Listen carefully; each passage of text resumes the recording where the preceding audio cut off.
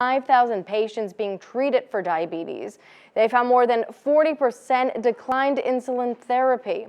Those patients took specifically longer to lower their blood sugar levels. And that's what I'm tracking in this edition of Stay Healthy. On Monday at 5, we'll have more, so we'll catch you then. Have a good one. All right, thank you, Jill. The CDC has confirmed over 30 cases of novel coronavirus in the country as U.S. health officials prepare for it to become a pandemic. Dr. Nancy Messonnier, the director of the CDC's National Center for Immunization and Respiratory Diseases, told reporters today that while the virus isn't spreading throughout the U.S. right now, quote, it's very possible, even likely, that it may eventually happen. She says the goal continues to be slowing the introduction of the virus into the U.S. The coronavirus erupted in China in December. The total number of infected worldwide stands at over 76,600, and at least 2,200 people have died, all but 11 in mainland China.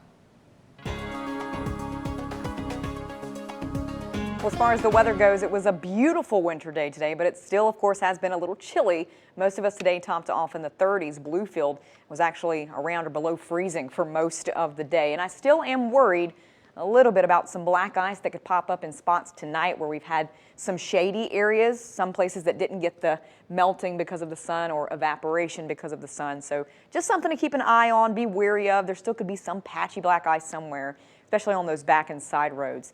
But temperatures, again, most of us are above freezing right now, with the exception of Beckley and Bluefield right at freezing.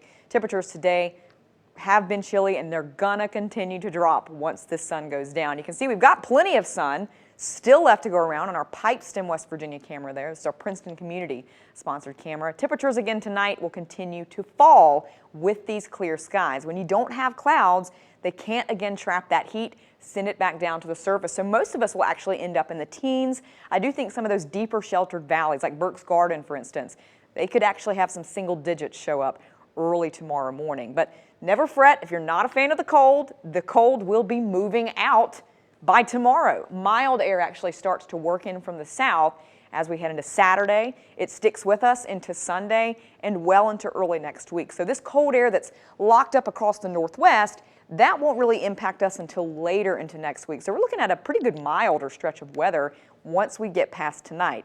And as I mentioned, we're looking pretty dry too. The dominant influence over our weather pattern, high pressure right now. And with high pressure, you get sinking air. You have to have rising air to get the cooling, condensation, clouds.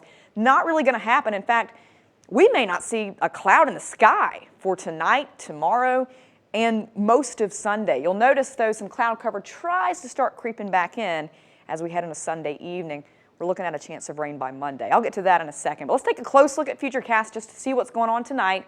Again, not even any clouds showing up on our Futurecast model tonight. Clear temperatures for most in the teens, if not the low 20s for some. As we head into tomorrow, look at how warm we get by the afternoon.